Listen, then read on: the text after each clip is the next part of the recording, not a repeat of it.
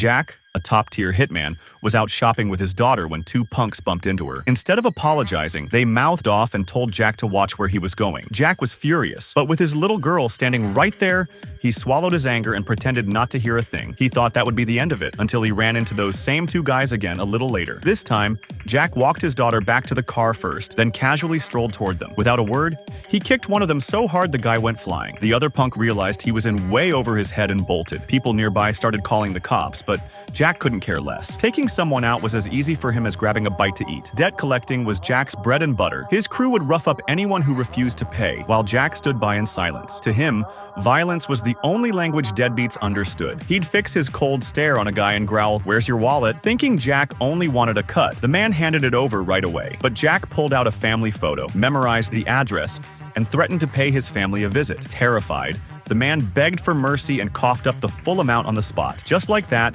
Jack pocketed $100 grand. As ruthless as he was with enemies, Jack was loyal to his friends. One day, his old buddy Gus came to him in a panic, swearing he was in serious trouble and needed Jack to come home with him, or he was finished. Jack never expected what came next. Turns out Gus had a stash of dirty DVDs his wife had just discovered. He dragged Jack over as a scapegoat, blaming him for it. Gus's wife tore into Jack, calling him a pervert and accusing him of ruining their marriage. Jack was fuming, but for the sake of his buddy's marriage, he kept quiet. On his way out, he tossed the discs into the trash, but Gus sneaked back later and picked them right up again. That same night, disaster struck. By the next morning, Gus was lying in the hospital, beaten, unconscious. His brother-in-law claimed they'd been doing an arms deal when two guys suddenly stormed in, stole the guns, and beat Gus nearly to death. He insisted Gus would have been killed if not for his intervention, but Jack noticed his hands were spotless. No bruises, no cuts, no sign of a fight. He was clearly lying. That night, Jack tracked him down, cuffed him, and started working him over. After a couple of punches and a death threat, the guy cracked. Turned out he was drowning in debt, so he cut a deal with the robbers and set Gus up. Gus had fought back and paid the price. Just as the confession spilled out,